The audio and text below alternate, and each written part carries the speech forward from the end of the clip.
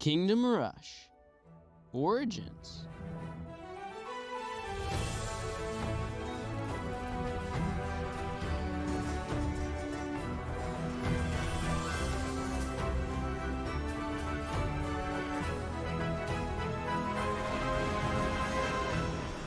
Here we are once again.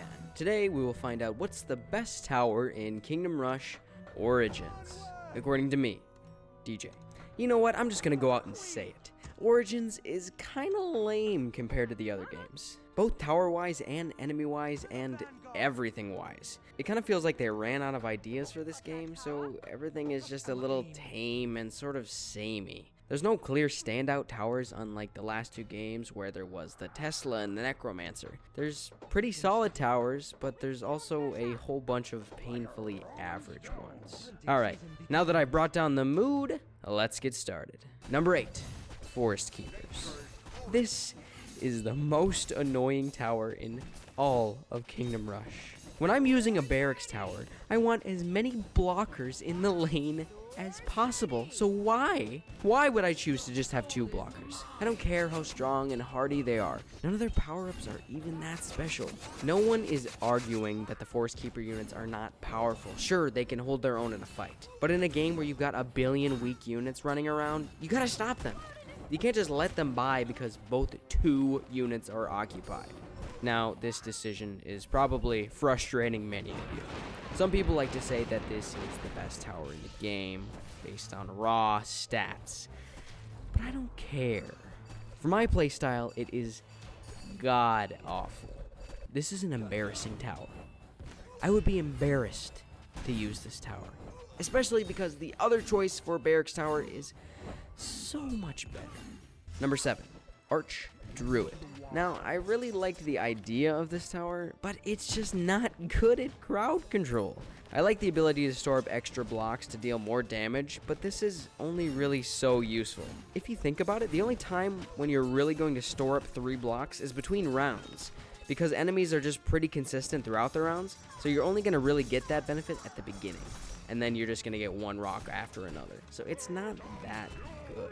The abilities, however, are pretty good with this tower. Being able to spawn 2 pretty tanky bears to block enemies on the path is nice, but the thing is, this tower itself is not really going to get kills, so you still need another tower to be paired with the bears to get it, and in that case, why don't you just get a barracks tower and something else? The curse ability is pretty good, but it's so rare that it hardly makes it worth it. Number 6, Arcane Archers. Alright, both archer towers in this game are kinda lame. Which is kinda weird because the archer towers have been some of the best towers in other games. I mean, just look at the crossbow fort from Frontiers. The Arcane Archers are fine. They kinda do their job. They shoot kinda fast. They kinda deal good damage. And they're actually pretty decent at crowd control. They're just so dull. I don't really care about the sleep arrow ability. It's fine, but it's just rare, so whatever. The splash damage one is pretty good, but it's not nearly enough to save this tower. Number 5, Wild Magus. Whoa, this tower shoots fast. Too bad it practically does no damage. Okay, no damage is a stretch. But seriously, for how much this tower is attacking, it really doesn't kill things all that much. The thing with Kingdom Rush Origins is that so many enemies have resistance to magic, like way more than usual if you ask me. There are so many spiders in this game. So if the Magus is attacking an enemy with even just a little bit of magic resistance, it can drop like 20 hits into it, and the enemy will still be trucking its way down the path. With this tower, one ability is pretty good, and the other one is just fine. I really like the detonate ability. It gives you the one-hit kill and is pretty effective at crowd control. The magic silencing ability is really nothing too special if you ask me. I don't really find myself using it that often. I know in the last ranking I thought the Axe Thrower's magic silencing ability was pretty useful, but that game had lots of nasty magic users, and this game's magic enemies aren't really that threatening. Also, the totem could continuously cause the effect instead of a one-time spell like it is here. Number 4, Golden Longbows.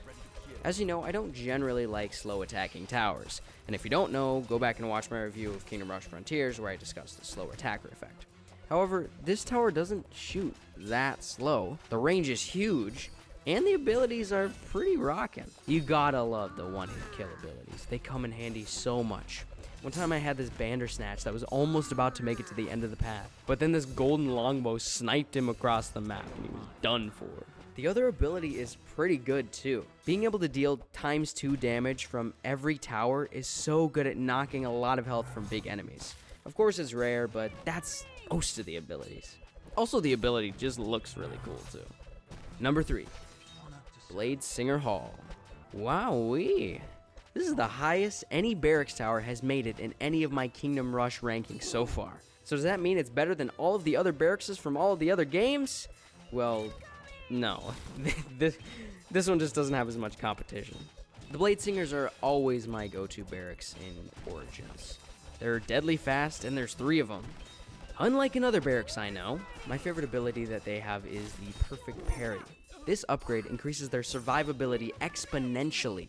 At fully upgraded, every time the units get attacked, there is a 30% chance that they will become invulnerable for 2 seconds. On the surface, you might think, what's the big deal? It's only 2 seconds after. Oh no, my friend. This ability allows the Bladesingers to tank so many more hits than they would otherwise.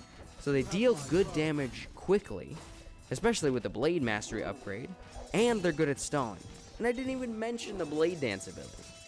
Number 2, Weirdwood. What a wacky tower. I mean, a great tower, but a wacky one. Base damage is pretty great. Range is pretty dang good. Speed is slow, but that's what you get with these kinds of towers. The best part about Weirdwood is its abilities, though. They're both great, though they are rather expensive. Of course, there's the Clobber ability that hits all of the enemies in the tree's range and stuns them too. I don't need to tell you that that upgrade is good. I mean, it's downright necessary for some of the levels with all those spiders. The other upgrade is called Fiery Nut. I mean, with a name like that, it's gotta be good, and it surely doesn't disappoint. Hot dog, that's a lot of damage. Plus, leaving fire on the ground so later enemies can share in the fun, I mean, come on. Also, I just really love the look of this tower. The whole vibe is just so much fun. How he reaches into his head for the nuts and the grumpy old man expression on his face all the time. I know at the beginning I said the towers in this game were kinda dull, but this one is definitely an exception. And number 1, High Elven Mage. How could I not place this one here? It has such great DPS. Splitting up the magic attacks into multiple balls of energy not only looks cool, but it's actually a pretty effective way to handle lots of enemies too. I know I said before that there's a lot of enemies in this game that are resistant to magic, which is true, but honestly this tower can kind of power through it. The time-lapse upgrade is nice and good, but the Arcane Sentinel is clearly the star of the show. I love this upgrade. It's just so versatile. The fact that you can have your tower working on some nearby enemies, while this little blue cyan ball is across the map helping out with other enemies is so awesome. But get this, you can have 2 of them. Oh my god. You will not believe how many times these little magic balls have saved my ass. Aside from the Necromancer from Frontiers, the High Elven Mage is the best magic tower thus far in the series. It easily earns its number 1 spot. So that's my Kingdom Rush Origins tower tier list. I hope you agree with the list, and if you don't, well, go ahead and tell me why I'm wrong in the comments below. Honestly, you guys sometimes teach me things that I never knew about the game, so keep the comments coming. Anyways, thanks for watching, and I'll see you next time.